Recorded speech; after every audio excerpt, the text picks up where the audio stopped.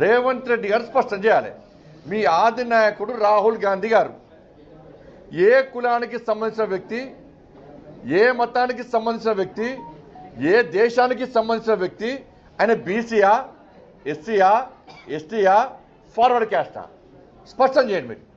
వాళ్ళ నాన్న ఫిరోజ్ ఖాన్ గాంధీ, వాళ్ళ తాత రాహుల్ గాంధీ గారి తాత ఫిరోజ్ ఖాన్ గాంధీ, వాళ్ళ అమ్మ ఆయన ముస్లిం, వాళ్ళ అమ్మ సోనియా గాంధీ క్రైస్తవురాలు, దాంతోపాటు ఇటలీ దేశస్తురాలు.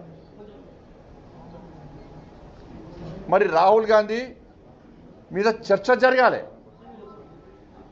మీరు రాహుల్ గాంధీ గారిని మీ నాయకుడిగా బీసీ నాయకుడు అని మీరు ప్రోత్సహిస్తురా, లేకుంటే ముస్లిం అని ప్రోత్సహిస్తురా, క్రిస్టియన్ అని ప్రోత్సహిస్తురా, లేకుంటే వేరే దేశస్తులను ప్రోత్సహిస్తురా?